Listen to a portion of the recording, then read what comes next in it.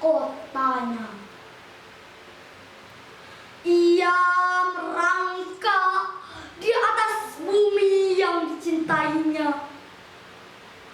Ia sudah tua, luka-luka di badannya, bagai harimau tua. Susah payah maut menjeratnya. Matanya bagai saga menatap musuh pergi dari kotanya. Sesudah pertempuran yang gemilang itu, 5 pemuda mengangkatnya, di antaranya anaknya.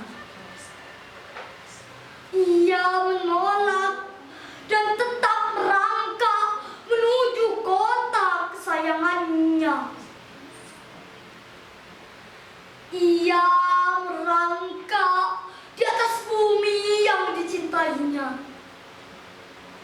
Belum lagi selusin tindak maupun menghadangnya. Ketika anaknya memegang tangannya, ia berkata, "Yang berasal dari tanah kembali rebah pada tanah, dan aku pun berasal dari tanah. Tanah Ambarawa yang kucinta, kita bukanlah anak jadah, karena kita punya bumi kecintaan. Bumi yang menyusui kita dengan mata airnya. Bumi kita adalah tempat pautan yang sah. Bumi kita adalah kehormatan. Bumi kita adalah dua dari jiwa.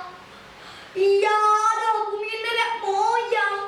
Ia adalah bumi waris yang sekarang. Ia adalah bumi waris yang akan datang." Hari pun berangkat malam. Bumi berpeluh dan terbakar karena api menyala di kota Ambarawa. Orang tua itu kembali berkata, "Lihatlah, hari telah fajar. Wahai bumi yang indah, kita akan berpelukan buat selama-lamanya. Nanti sekali waktu seorang cucuku akan menancapkan bajak di bumi tempatku berkubur. Kemudian akan ditanamnya benih dan tumbuh dengan subur." Maka ia pun berkata, "Alangkah gemburnya tanah di sini."